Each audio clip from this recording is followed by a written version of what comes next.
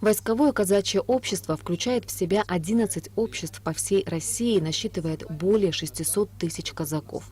В рядах кубанского казачьего войска, атаманом которого является Николай Далуда, 53 тысячи служащих. Первая организация, объединившая казаков нашей страны, была создана сразу после Отечественной войны народа Абхазии и носила название «Землячество казаков Абхазии».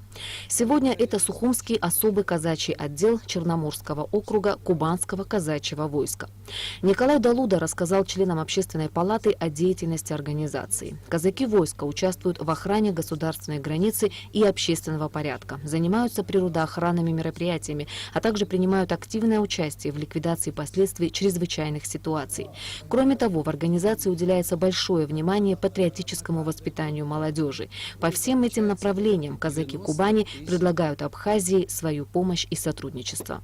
В ходе войны, которая у вас была страшная война, ужасная война, которая прошла в 1992-1993 году, погибли и наши, в том числе и казаки Кубанского казачьего войска. И мы сейчас хотим, чтобы наравне с вашими вооруженными силами в случае необходимости казаки Кубанского казачьего войска могли оказать помощь населению республики, ну, мало ли чем, в защите, там, в каких-то других направлениях жизни.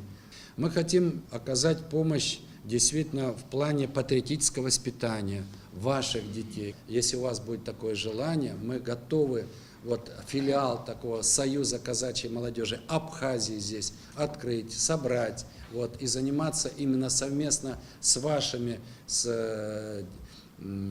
членами общественной палаты, с руководством республики, с вашим министерством образования. Казаки всегда были рядом с абхазским народом. Плечом к плечу с нашими бойцами защищали свободу Апсны, отметил руководитель экспертного управления администрации президента Абхазии Аслан Барцыц.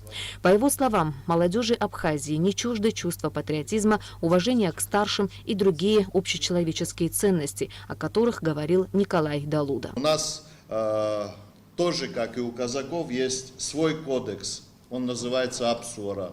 И он во многом перекликается с теми вещами, которые вы говорили, это уважение к старшим, это и многие-многие вещи, которые имеют общие ценности для всех народов. То, что вы делаете по защите общественного порядка, помогаете, казачество участвует, это тоже есть, знаете, такой серьезный опыт. И этим опытом мы можем воспользоваться. В завершении встречи Николай Далуда сообщил, что казаки Кубанского казачьего войска примут участие в военном параде на площади Свободы в Сухуми 30 сентября. Ирина Аршба, Беслан Шхинджерия, Абхазское телевидение.